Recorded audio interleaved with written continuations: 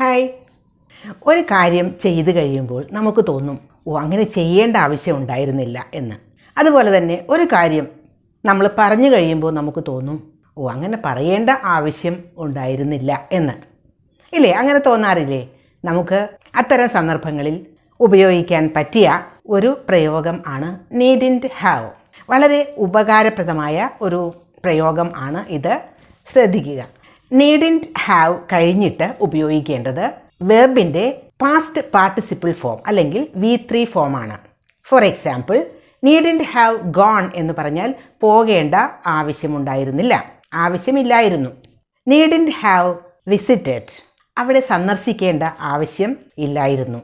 നീഡിൻറ്റ് have done, ചെയ്യേണ്ട ആവശ്യം ഇല്ലായിരുന്നു. ഇങ്ങനെയൊക്കെ ഇപ്പോൾ നമ്മൾ ഉപയോഗിച്ചതെല്ലാം ഡൺ, ഗോൺ, വിസിറ്റഡ് എന്നൊക്കെയാണ്. ഇതൊക്കെ വെർബിൻ്റെ V3 ഫോമാണ്. നമുക്ക് സെൻറ്റൻസസ് നോക്കാം. I needn't have watered the garden. ഞാൻ ഗാർഡനിൽ നനയ്ക്കേണ്ട ആവശ്യം ഇല്ലായിരുന്നു എന്നാണ്. I needn't have watered the garden. അതായത് ചെടികൾക്കൊക്കെ നനച്ചൊക്കെ കഴിയുമ്പോഴാവും മഴ പെയ്യുക. അപ്പോൾ നമുക്ക് ആ മഴ കാണുമ്പോൾ നമുക്ക് തോന്നും അയ്യോ നനയ്ക്കേണ്ട ആവശ്യം ഉണ്ടായിരുന്നില്ല എന്ന്. അതാണ് I needn't have watered the plants.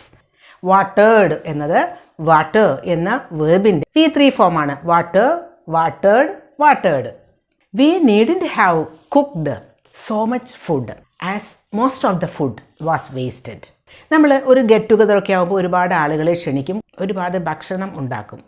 പക്ഷേ അതെല്ലാം കഴിഞ്ഞ് കുറേ വേസ്റ്റായി കഴിയുമ്പോൾ നമ്മൾ ചിന്തിക്കും ഇത്രയ്ക്കൊന്നും ഫുഡ് പ്രിപ്പയർ ചെയ്യേണ്ട ആവശ്യമുണ്ടായിരുന്നില്ല എന്ന്. അതാണ് we needn't have cooked so much food as most of the food was wasted.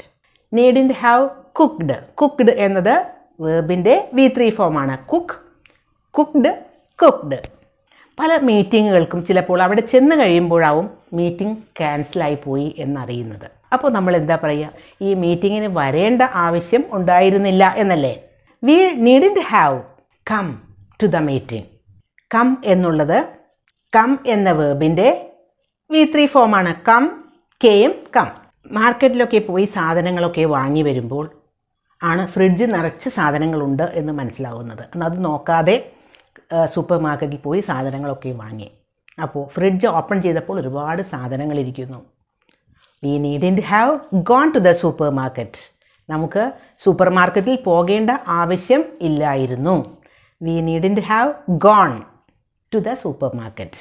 Gone, go എന്നതിൻ്റെ തേർഡ് ഫോമാണ്. അപ്പോൾ ഇത്തരത്തിൽ നീഡിൻറ്റ് ഹാവ് പ്ലസ് V3 ഫോം ഉപയോഗിച്ചുകൊണ്ട് നമുക്ക് ഉപകാരപ്രദമായ ഒരുപാട് സെൻറ്റൻസസ് ഉണ്ടാക്കാൻ പറ്റും. ഇതിൻ്റെ structure subject plus needn't have plus V3 form of the verb ആണ്. സബ്ജക്റ്റ് ഏത് വേണമെങ്കിലും ഉപയോഗിക്കാം. I, you, we, they. പിന്നെ ഏത് സിംഗുലർ സബ്ജക്റ്റോ പ്ലൂരൽ സബ്ജക്റ്റോ എന്തും നമുക്ക് ഉപയോഗിക്കാം. നീഡിൻറ്റ് ഹാവ് എന്ന ഒരു പാർട്ടിൽ ഒരു വ്യത്യാസവും വരില്ല. അപ്പോൾ ഇത്തരം സെൻറ്റൻസസ് ഉണ്ടാക്കി പ്രാക്ടീസ് ചെയ്യുക. ഒരു സെൻറ്റൻസ് കമൻറ്റ് ബോക്സിൽ എഴുതുക.